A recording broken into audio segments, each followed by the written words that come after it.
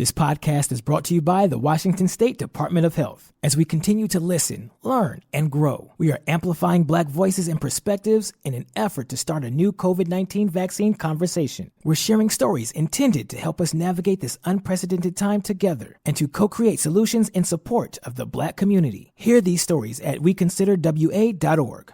Hey, all of it, Cholas, thank you so much for listening to the Men's Room Podcast. And thanks to our pals at the Advocates Law Firm for being great partners. Yes, even you, creepy Kyle. Seriously, though, if you had been injured as a result of somebody else in your car, on your bike, walking across the street, talk to our friends at the Advocates Law Firm and let them help you out. Yeah, they're the best injury lawyers around, and they want to make sure that you're not taken advantage of. Plus, your first consultation is free. It's simple. You get injured, the advocates get results. Contact them today at advocateslaw.com.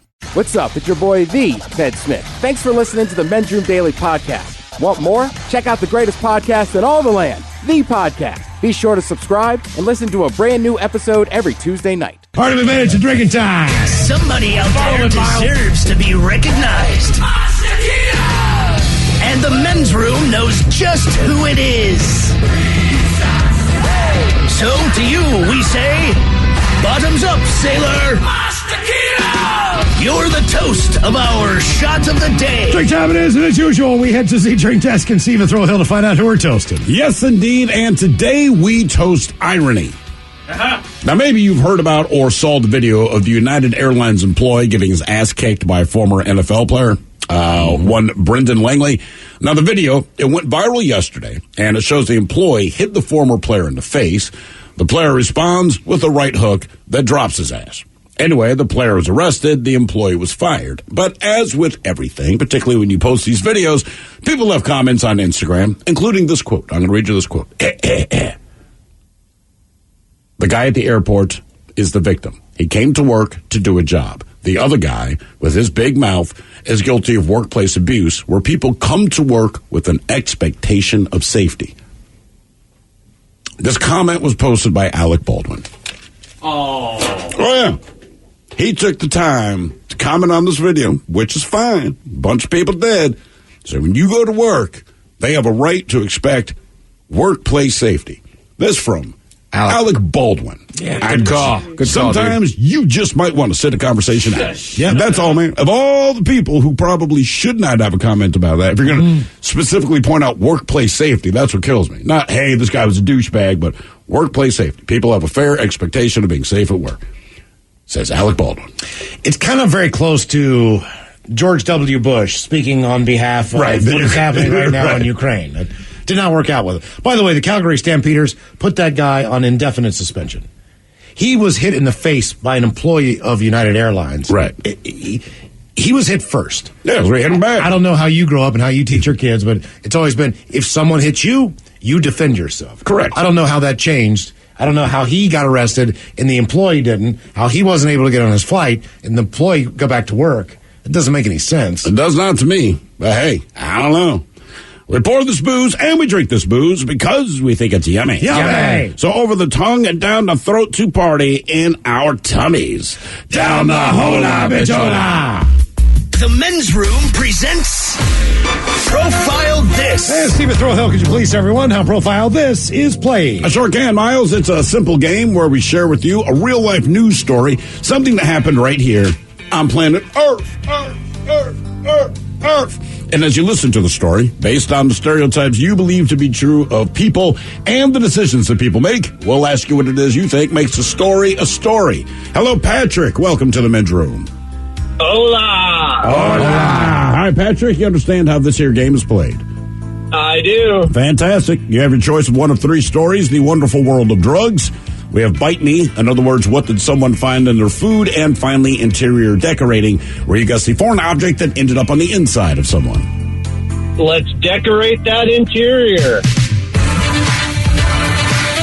A lot of interior decorators in the Seattle area. Oh, yeah. HGTV should be shooting a show here. Wouldn't they be surprised? A lot of rich people here. There you go.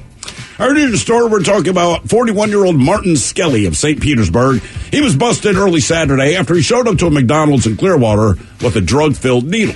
Investigators say a 28-gauge needle on Skelly was found, and he was arrested on charges of possession of meth.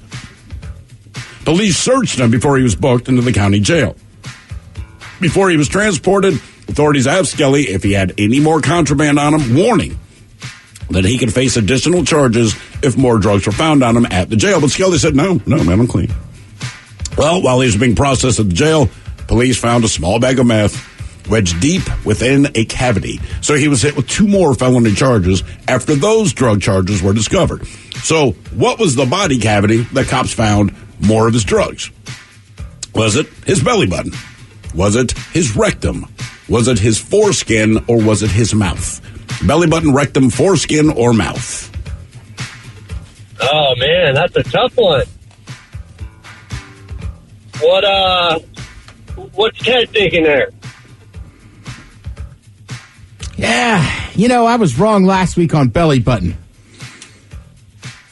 But even a broke clock is right twice a day? Yeah, I'm going back to the belly button. They're sneaking stuff in there. Okay. And I just don't know if he's circumcised. Yeah, right.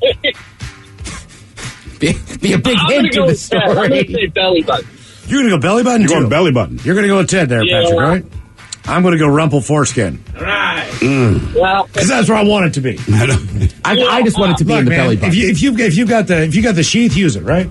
I would, man. Just stick a gum in there. If you need a couple Advil. You got a tic-tac, hang on. Right, yeah, I do. There you go. Actually, I do, man. Okay. Do you know anyone with Advil? I sure do. Hang on one sec. Just give me a second.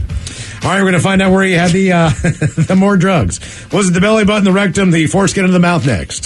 That was a tease. This podcast is brought to you by the Washington State Department of Health. As we continue to listen, learn, and grow, we are amplifying Black voices and perspectives in an effort to start a new COVID-19 vaccine conversation. We're sharing stories intended to help us navigate this unprecedented time together and to co-create solutions in support of the Black community. Hear these stories at weconsiderwa.org. 99.9 KISW. We return to the men's room with Miles and Thrill. Categories: interior decorating on Profilers. Florida man had a needle with drugs in it. I guess the drugs in the needle was meth. Well, the police asked him when they arrested him, do you have more drugs on your body? And he said no.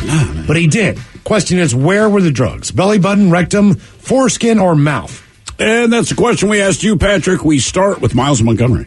It went foreskin, old rumple foreskin, as it were. Yeah. Now, I'm afraid old rumple foreskin, now where he's hiding his meth. And, Patrick, you agree with D. Ted Smith. Both went belly button. Ted, you said belly button. Broken clock is right twice a day. Clock, right? Yeah. There we go. The part Think I about left how out, bad that smelled. dude was like 380 pounds or something like that. Yeah, man. I left that part out of the story because it's a big... 380 and you're shooting meth? That just doesn't seem like it fits together. He used to be 5'10", Ted.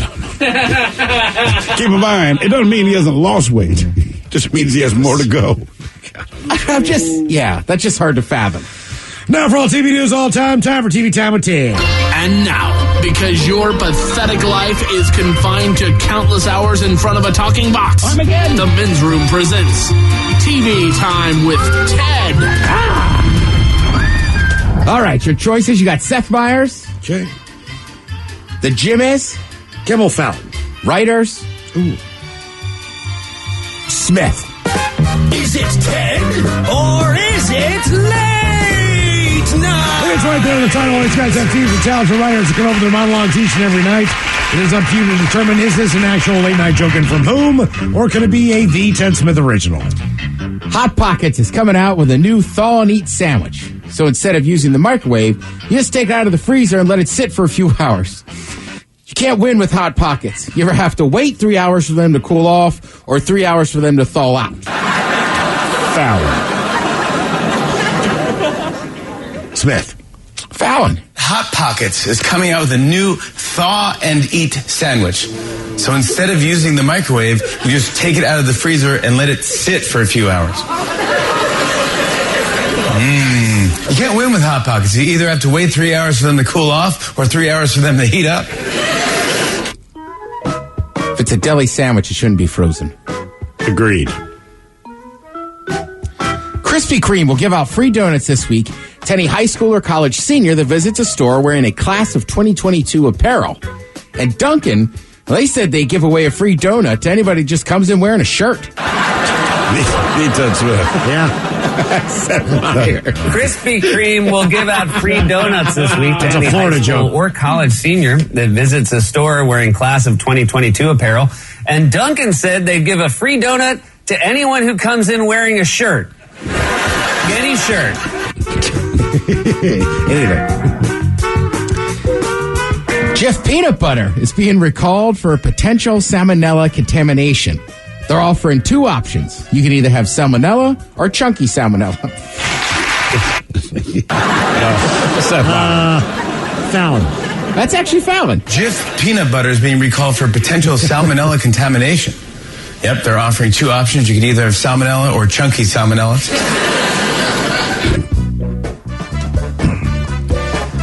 Arby's, who's famous for their beef and cheddars, now has added for the first time ever a burger to their menu. Yeah. It's such a big deal, they're changing their slogan now to "We have all the meats." The Ted Smith. Yes. Yeah, that's me. Because right now they just say "We have the meats." I don't really. Yeah, but you did the Fallon pause. I tried. I wrote that one specifically like with the Fallon. Fallon pause. I know. Yeah. I was like, Myers are easier to write. Yes. The automaker Mercedes-Benz sold the most expensive car ever last week to a private owner for $142 million. Apparently, it cost that much because the tank was full. Myers. That's right. The luxury automaker Mercedes-Benz announced last week that it has sold the world's most expensive car to a private owner for $142 million. Apparently, it costs that much because the tank is full.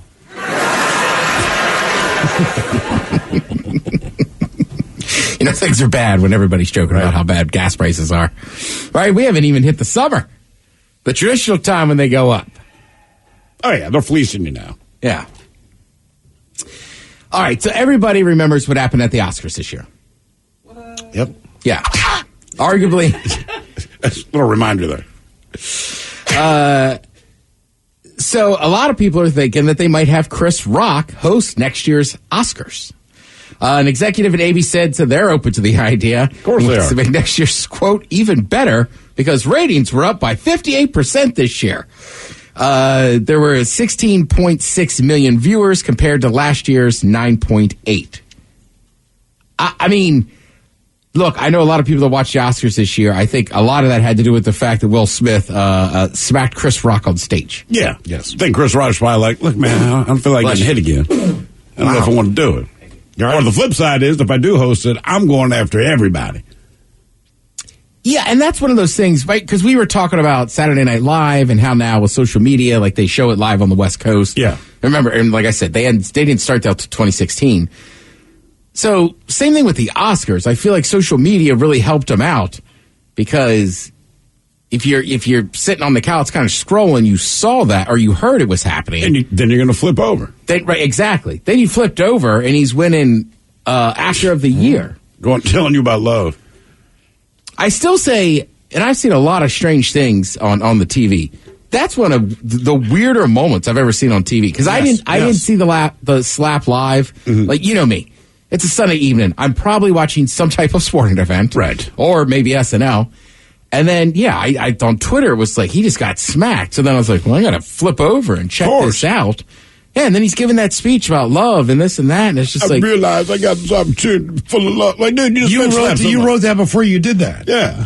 What was also weird too is it's like, I'm shocked you're still there. Then you're getting the award, and then you're giving a speech about love. Like, maybe that's the time to just, I don't know, speak from your actual heart and be like, yeah, my bad, Chris. You know, man, I had a whole speech written about love, but obviously I'm a whiny douchebag, so I'm going to recalibrate this. Well, that was the thing, too, is he made a point to apologize to the Academy and this and that's like, right, but you smacked Chris. You didn't slap the Academy. Right, like, we should apologize to Chris. I'm waiting for the story where someone just beats his ass randomly.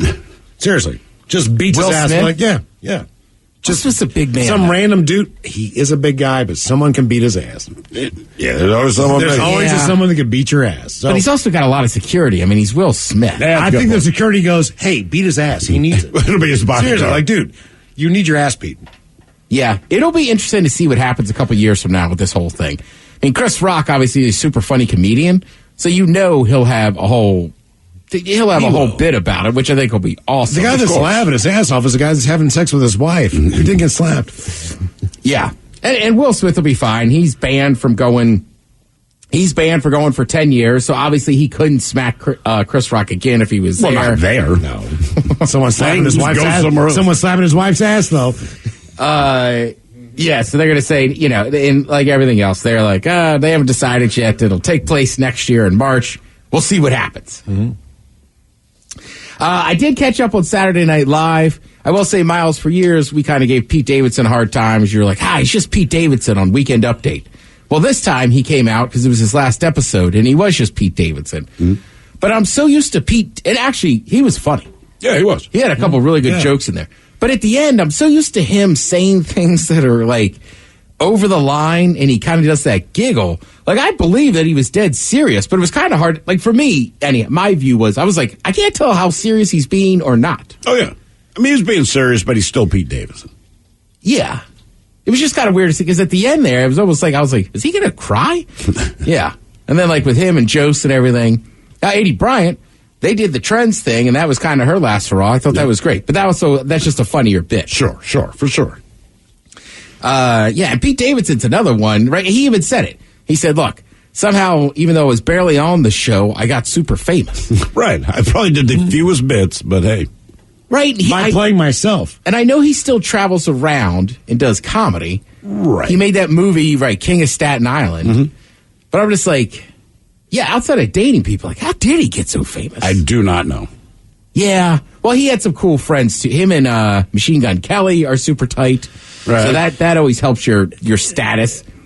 And then the other thing, too, is the generations are different. Some people are just famous for being super famous. Some people don't even care. His dad had a lot to do with it. And his dad's relationship with New York community, Lorne Michaels, other things. His dad passed in 9/11. His dad died in 9/11. Yes, yeah. Correct.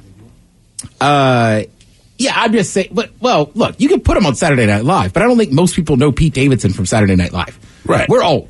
We know him from Saturday Night Live. Everyone else knows odd it from to do more skits and everything. Right. I'm saying between dating Ariana Grande, Kim Kardashian, and then hanging out with Machine Gun Kelly, like, I'm just like, he's still on Saturday Night Live, but I think for a lot of people, you just know Pete Davidson is a famous person. Mm-hmm. You know what I mean? That's it. Yeah. So, I mean, good for him.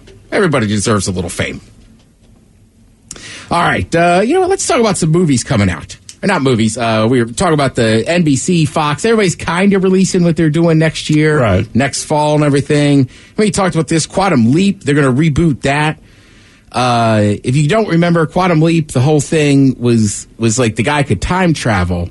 But then as soon as he solved a problem in an hour-long episode, around the 58th minute, he jumped somewhere else. And for the next episode. Correct. And it was like a new thing. And you were like, constant cliffhanger. Right. It's like, I wonder if he's going to get out of that one. So I would assume it's going to be kind of the same thing.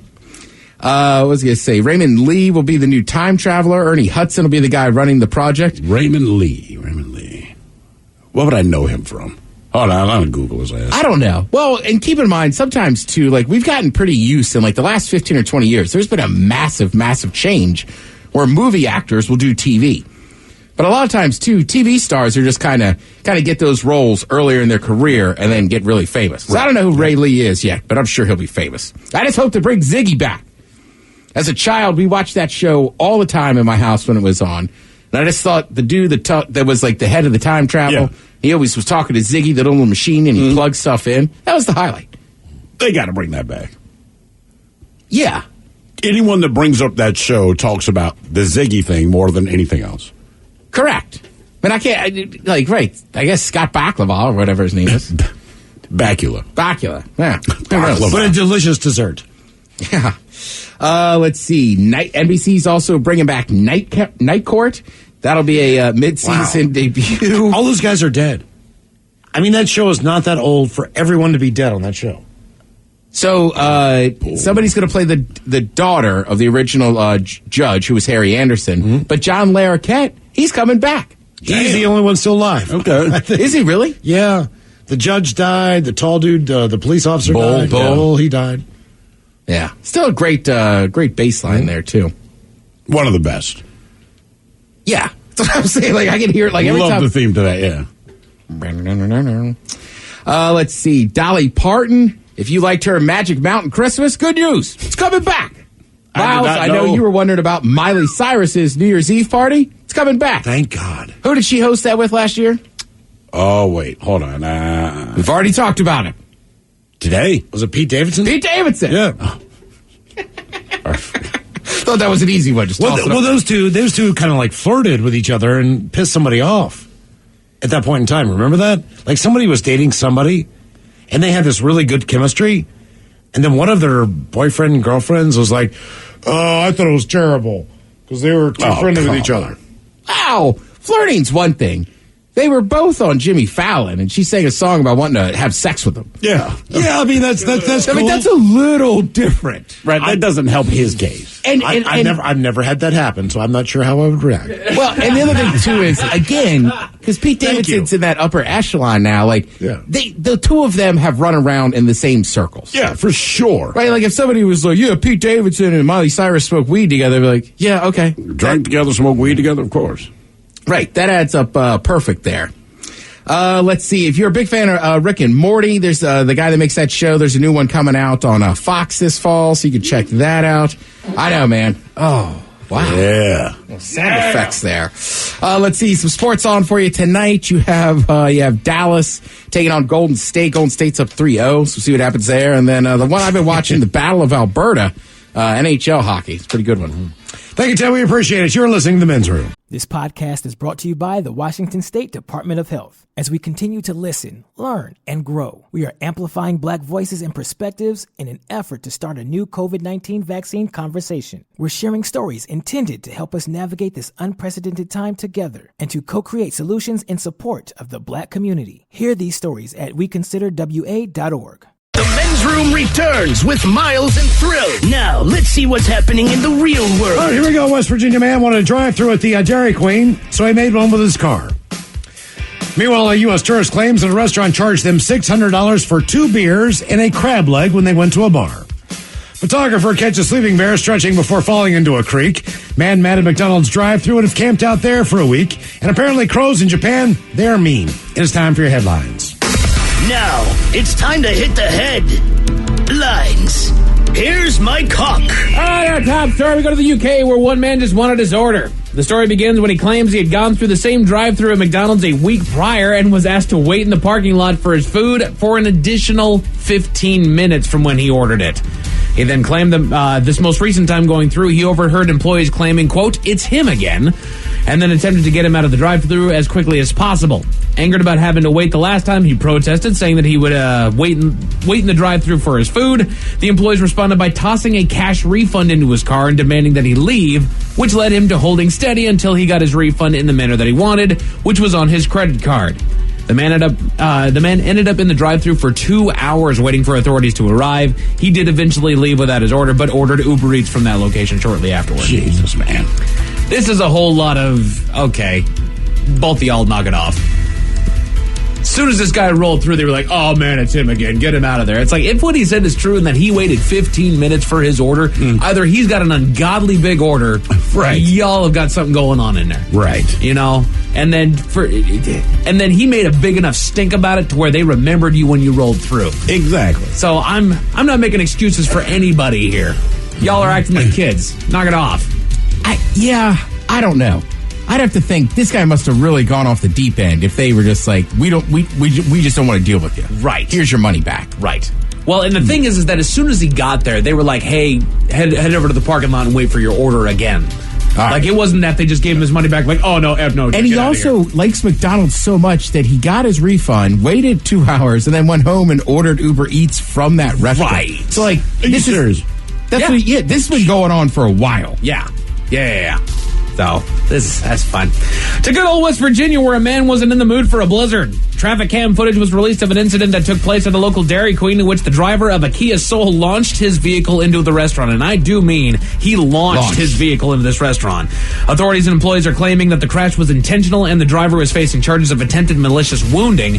Nobody was injured in the crash, but the restaurant sustained heavy damage. I know that town. There's 3. There's a Hardee's. There's that. I mean, like, guys, you're there's only 2 places to eat in town. Right. You just have one out. That's in the middle of nowhere.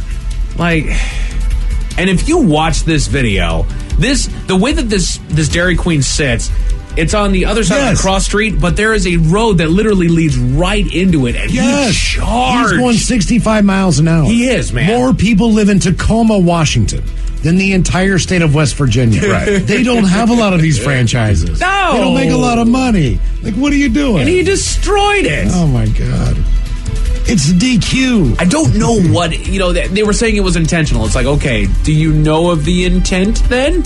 Like, why is he mad at your Dairy Queen? That mad. I mean, I don't know, but when you watch the video, he's just like, screw it. And that's what it looks like. Maybe he had to wait 15 minutes for his order. It was either that or he nodded off at the wheel, man, because I don't know how you can will yourself to pile drive your car into a building like that. Like, it was insane. A pair on vacation in Greece are in the headlines for falling for what appears to be a tourism scam. The pair took to TripAdvisor after their awful experience at a local restaurant and found that they were not alone. The common claim is that employees lure tourists into their restaurant with the promise of free use of their sun chairs and umbrellas beachside to enjoy their lunch. Nice place, right? They then proceed to use intimidation tactics to bully customers into buying certain menu items and stick them with an outrageous bill. Listen to this. A mother and daughter ordered 2 mojitos and a plate of 2 crab legs. So they split the plate of crab legs. 2 mojitos, 2 crab legs, and complained that they received a bill for $640 American dollars. Which is then followed up with threats of calling the police and detaining them in the country as the rules are different there. Like, yeah, I mean, like, when you find out that it's literally 2 crab legs, not 2 orders of crab legs. Right.